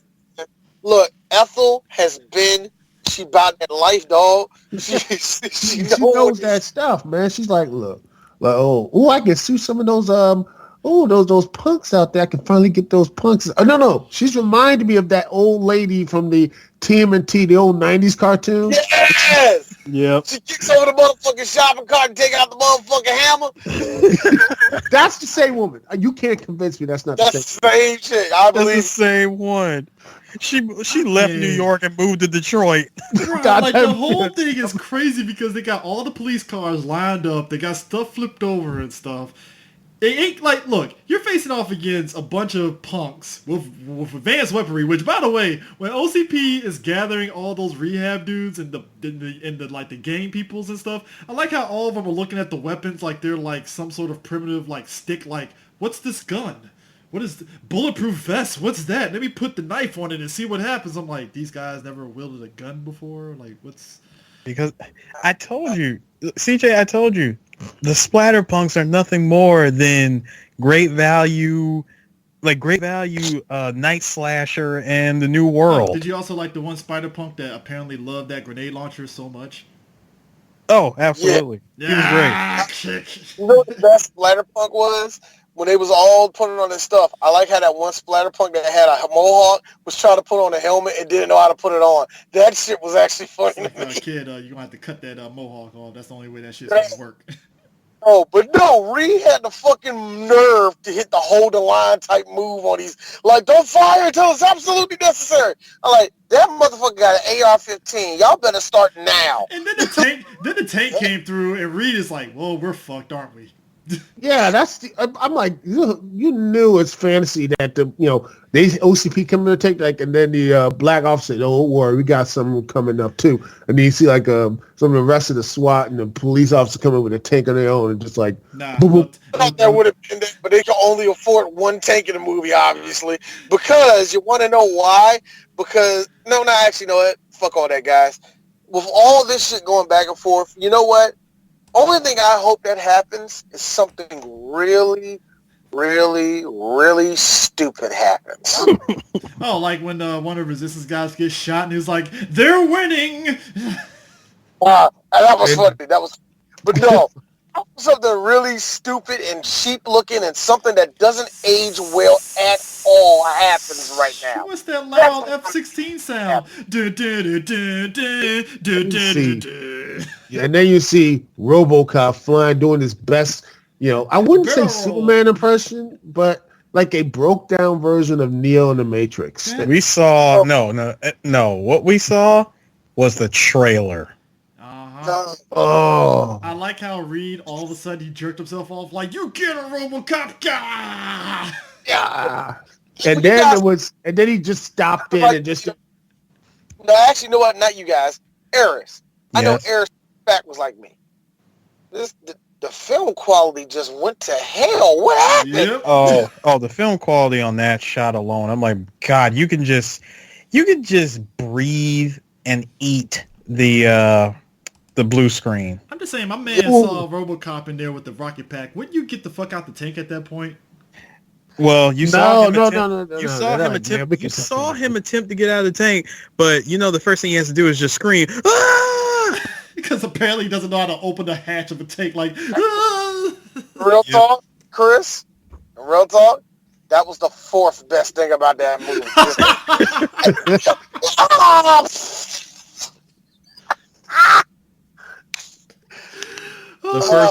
The first one being Otamu. The first one being Otamu with the Death Wish death face. Oh, we'll get to that in a minute. But like he did, Robocop does the obligatory flyover after he shoots up all the rebels, and I'm like, oh, that was quick, wasn't it? Yeah, that was it. Almost like we almost as if we were trying to wrap up a scene that had no ending. That was the most anticlimactic gunfight. Robocop's in there. Okay, well, I guess that's it, guys. See ya, and I'm out of here. And then you had those two, then he went in. Oh, go ahead. Sorry. All right, guys, I see you. I'm going to OCP. We got 14 minutes left in this movie. 14 minutes? What? This won't be the first time RoboCop movie basically didn't know when it needed to end. So Murphy gets the OCP. confronts McDagger and stuff. McDagger, basically, we find out that the Otamo robots are wired to a thermonuclear detonator bomb, I should say. And also Otamo not introduced one, but two more Otamo robots. And I'm like, so how much money does this corporation got again to just... It's Japan. Also... because Japan. I'm just going to throw it out there. So why do y'all need Detroit again? Gentrification, D, I guess. Gentrification. Look, they're still trying to build Metro. Look, they're still trying to build Metro City. Delta okay. City. Delta City, sir. Delta City. It's called Delta City. Delta City, whatever. I mean, you know. Harris, doesn't fucking matter. It doesn't. Yeah. Well, it does because one has the greatest mayor ever, Mike Hagar, and the other one has a non-existent mayor that apparently just defaults. See, this is what happens. No, scratch it. It's not the bad feature from Marty McFly or anything else. This is what happens when Mike Hagar took a day off. He was out with his family. He had a week off, sir. He took a week off. He took a week off. And look what happened. This whole movie took place in a week. I hope people know that, right? It took place in a week. I would even say, I venture to say 4 days tops. It took place. And then you have the one thing that would save this movie would be a post-credit scene and Mike Hagar coming back and saying, "What the hell going on?" Boom. We need to clean up the city. Wait a minute. Me and my daughter's taken away. Hey, Mr. Hagar, I want to help. Me and my Japanese friend want to help. He's like my Japanese friend with these ballin' ass Air Force Ones.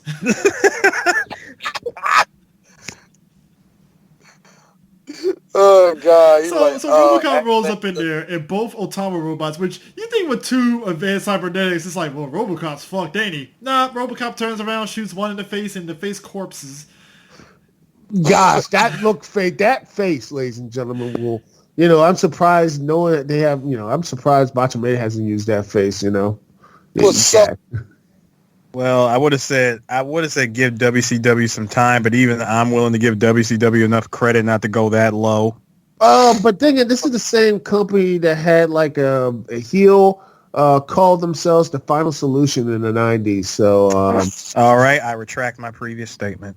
And also in the promo, he had his wife and his daughter, you know, doing just, you know, pleasuring him. Duke, I retracted my previous statement. What more do you want from me? Hey, I'm telling you that's just facts right there. Now here's the thing. What the hell is going on with WCW? This is where it gets ridiculous. You say that now. No. Yeah, sorry.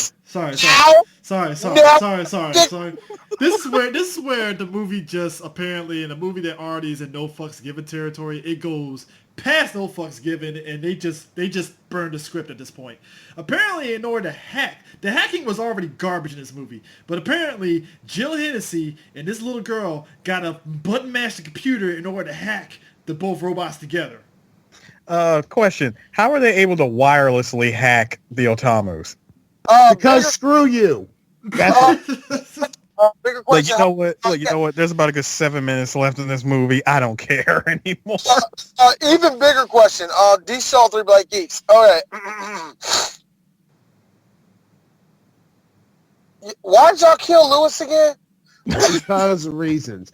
And, you know, here's the sad part about all of this is that, you know, there could have done something really good with this movie. Like McDagger actually shooting a girl instead of saying, "What are you doing there, little girl?" Yeah, it's just this whole thing. He stood there while they were hacking. He didn't even shoot the computer. Like, dog, shoot the computer. What are you doing? Shoot the computer. See you right in the face. You got a clear shot, dude. Do it. Because the plot armor. But apparently, plot armor. You know, both Otamo robots play swords and then slice each other's heads off, and that's that. So you know. So, say something? You want us to say something? It fucking sucks. Oh my god! I can't wait. Not as much sucking as McDagger getting in front of the fucking jet thing when Robocop puts it on and getting his legs burnt off. I'm like, why did you move in front of the jetpack, sir?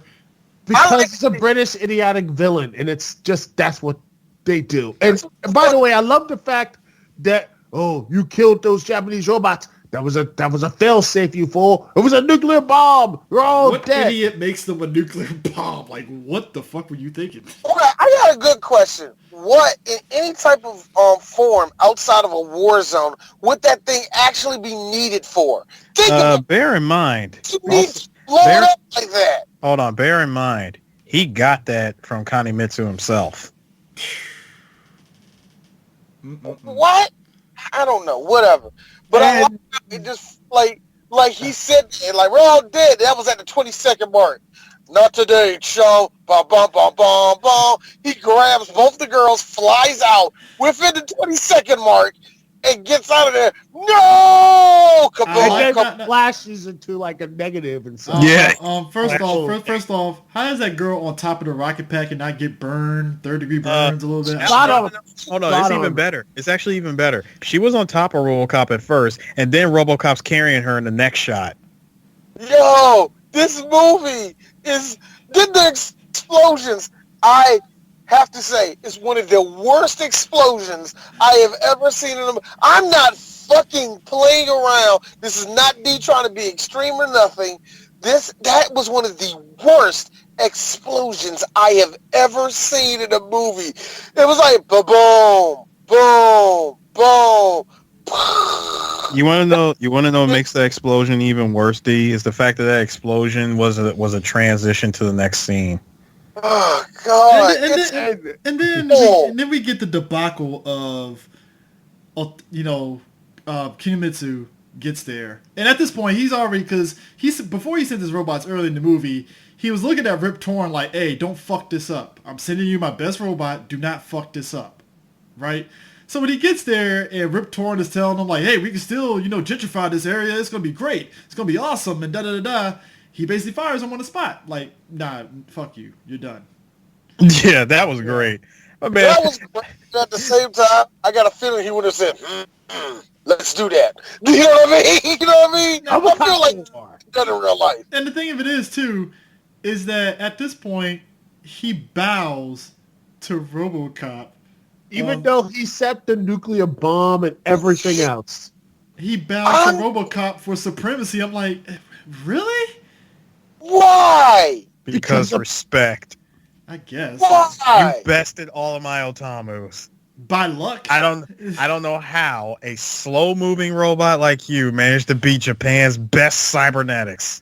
Because honestly, I don't know. Can you imagine you're the developer of this and you get word that RoboCop beat your cyborg and you've never seen RoboCop, so you're like, man, Americans must really be good, and you see a picture of RoboCop and you're like, sons of bitches. I would have just looked at that and I'm like, man, unless that is 900 pounds, like unless that is like 900 horses of Detroit steel running that. Are you punking me? Seriously, man. And he's probably thinking, this is what Japanese wrestlers feel like in Vince Russo's booking. Yo, whoa, let me get this shit straight. Nigga, you can juke. Can you juke? You can't juke. My shit. You can't juke. You can't juke, dog. How the hell you beat my robot? Because it's a plot armor. I have plot armor. Can you imagine? You're LeBron James, right? And then, for whatever reason, you get crossed up, and I mean crossed up, fall, hit the ground by John McCain. Can you imagine that? That would be like, that's it. He's like, he would have to retire I would at that quit point. basketball if that fucking shit happened. I swear to God. And just live in a mountain somewhere. Live in a place that no one knows where you are. Knows you are. That's it. I seen niggas get crossed up, and the other dude was wearing like sandals or slippers or some shit. We seen shit like that before. But I'm talking about, imagine all right, for all the people that know football, this is a good one. For all the people who know football, I told this to Chris. Right before Tony Romo got a chance to be the quarterback for the Cowboys, we had Drew Bledsoe, and one of the biggest problems with him was he was not mobile. He was getting for shit. And then when we see Tony Romo, and real talk, I love Tony Romo, just do basic ring skills, we lost our mind. Now imagine that in reverse. Like, because if you look at Romo looks like the typical white guy that clearly he goes jogging every morning, gets his hour in, and he's good to go. You know what I'm saying? If I gotta run, hey, I fucking know how to run. You know what I mean? Yeah. Like Murphy can't even do that, and somehow he just lucked it. Like the first fight between him and Autobot, I'm like, you lucked up on that shit because you happen to have the fucking the gun connection to you, and you happen to have a fucking missile locked and ready inside of it. Okay, you lucked up on that one. In other words, he won by missile ex machina. Yeah. Yeah, you know what? I got a better question today. He cut his arm off. How did that thing just easily attach to the arm? That was, you know, I can answer. No, D. The reason why I can answer that. He cut it off right at the exact spot on his arm where it's supposed to be detached anyway. Oh, by the way, no reason I did. Let's calm down. The reason why it was there, it was in the script. If you read the script, there it is. Duke has a point. He has a valid point on that one. I mean, it wasn't his prime directive that was going to happen. So yeah, right. D said the name of the show, Prime Directive. Oh God, I hate this fucking movie. Yo, and the fact that it ends with the fucking Robocop theme, I'm like, you didn't deserve that theme movie. You didn't deserve the theme, and you also didn't deserve the final line of that movie, which was, "My friends call me Murphy. You call me Robocop." Dun, dun, dun, dun, dun. We didn't talk about the actor playing Murphy. I'm sorry. Like, Peter Weller's Robocop showed more emotion than this guy. Yeah. Well, but I mean, can you really hold on? Can you really take away the level of prestige of acting from this RoboCop with lines such as "Officer down"? Oh God, that whole scene. Fuck you for that, Harris. That's a far cry from RoboCop 1 after him and Lewis went through all that shit. Lois! They'll fix you. They'll fix everything. And then we get the other one in part 2, which was, "Don't worry, Lois.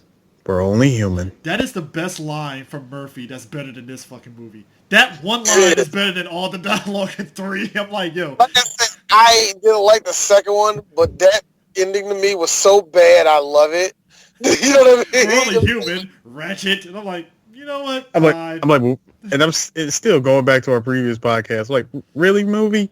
We can't get Murphy taking the helmet off? Nope. In fact, it'd have been better if he just said, "Relax, Lewis. Ratchet takes it off. We're only human." Did you love? Now I have to say this about the actor when they take his helmet off. Did you love the Frank Miller hero chin that he had? Yeah, he had the Frank Miller hero chin, and did you also love the actual human emotion that was added? Yeah. So, Emoting. I'm like, RoboCop, you're not RoboCop. I'm like, RoboCop, you're not supposed to emote. The face is really nothing more than a mask that was put. He had a Queen Bee moment. Oh, Black Dynamite. I'm so happy to see you. Do not compare this to Dynamite, man. I'm sorry, that moment when he sat there and said, said, "Officer down," that was his Queen Bee moment. Officer down. Yeah. And just saw one teardrop. I'm like, that's some great emotion right there, wasn't it? It's like, Murphy, it's you. Oh, can we also talk about that pseudo Michael Jackson black or white effect? The transformation of Lewis to Lazarus, back to Lewis, back to Lazarus again. Was that RoboCop having a "I want to fuck both of them" moment? Oh, then his wife. Because it went from his wife to Lewis to Lazarus, and then back to Lazarus again. Mm-hmm. Very, very strange. Which they looked like they were all clearly topless. Sort of. They were. Black, it's white. Do. Yeah. Hold on. Is this before black and white or after black and white? Dude, this was long after. Okay. All right. It's black. It's white. Do. Yeah. Hold up. Yes. Is Jill Hennessy ethnic? No. No, she's not. You know the sad part? The sad part is that Nico, the the half Japanese American kid would be technically considered ethnic. She's about as ethnic as Kristen Kruk is half Japanese, even though she is half Japanese. Yeah, she's about as ethnic as a bowl of wild rice. Okay. Can I also add that when Robocop scanned and he said, "Your parents," when he said "your parents," right, he refers back to when he was scanning the database. He found her dad. All right, obvious mugshot. But when he got to her mom's picture, woof. Man. That was one of the worst pictures I've ever seen. Like, yo, was that the best picture that you could take? Did you even try? Now, no one tried in this movie, man. They just like, look, it's a paycheck. I'm good. I'm like, I want to know who took the picture, because that looked like a mugshot for her mom. Yeah. And then of course, it tries to dive the knife in deeper by showing that both of her parents were killed. Yeah. Oh man, but this movie, it's amazing that after this movie, they also had those clearly Canadian, ran RoboCop, miniseries, prime directives and stuff that kind of spawned after this movie and stuff. And I still to this day am baffled that they were trying their best to keep this shit going. I'm more baffled at how Nico pretty much understood that her parents are dead, and she took that like very easily. No emotion. You know what? The reason why, Chris, is because for whatever reason, believe it or not, RoboCop was still IP that could generate some type of money or something like that. Yeah. And I'm not surprised. That they tried to go for it and see if it worked. Nobody watched it. Nobody cared. Yeah. You know what I mean? Yeah. And I mean, apparently the show took place after RoboCop 2, which clearly they did not give a fuck about RoboCop 3, so that should tell you something already. Yeah, that's smart. RoboCop 3 is non-canon. How about that? Yeah. I mean, and I'll allow it, and I'll buy it for $1. I'll buy it for $1.50. Now I have to put this out here because shout outs to where's he at? David Probert. He's listened to our previous 2 RoboCop episodes, and he watched RoboCop 3 and he pointed out something. He said, just finished it. You can tell it's been made much tamer for the younger audience, and it's really corny at times.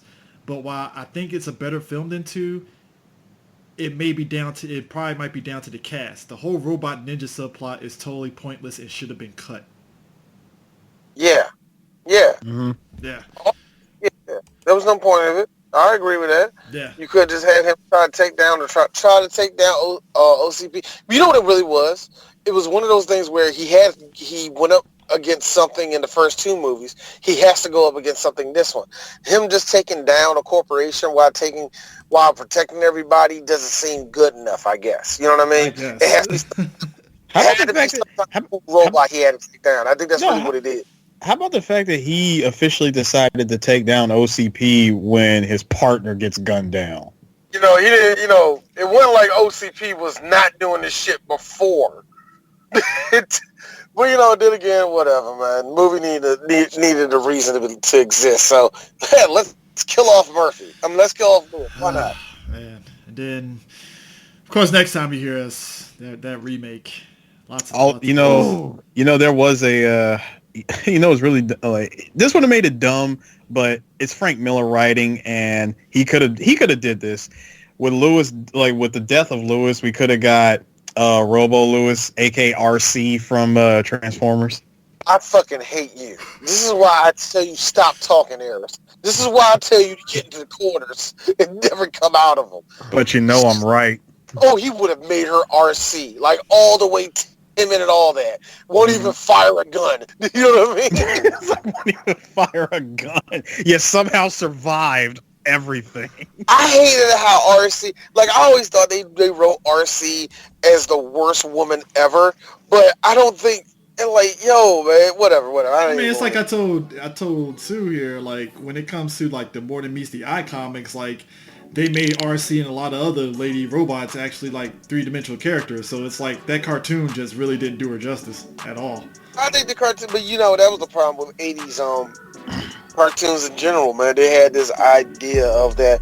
Well, this is going to get the girls to like it. No, it won't. That's not how this works. No one likes it. No one likes it. No girl wants to be told, in order for you to be worth something, you gotta act like you're in home ec all the goddamn time. Nobody told them that, yeah? There's a bunch of old white guys that thought that was a good idea. And it's sad that even now that they let's let the girls play football, but let it make it so they make a statement that they're playing football. No! Let the girl just play goddamn football, man! Shit, it doesn't have to be this big thing. Whatever. See, we got into some shit I really hate about. Yeah. But you know what? We're dodging talking about that. The next movie we're going to have is a movie that it's amazing that we talk about other remakes.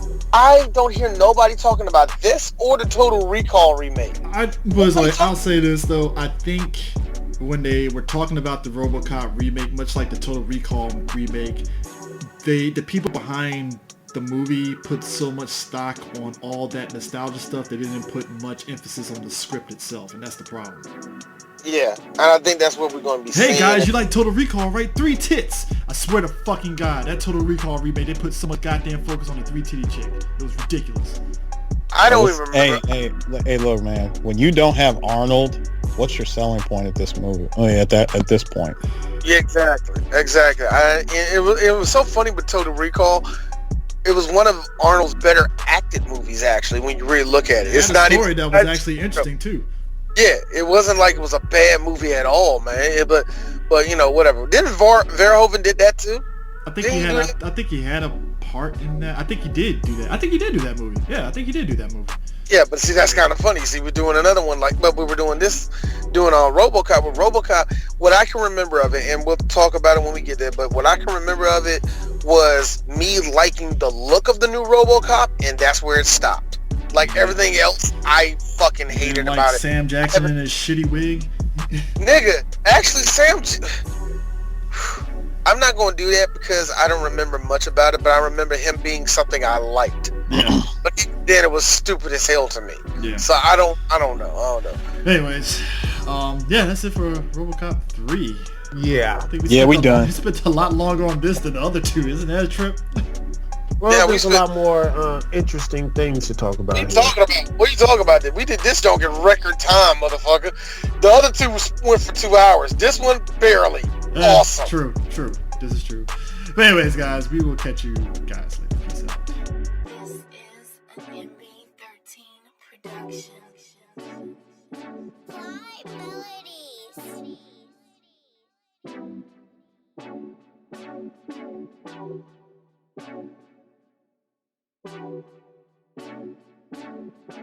you.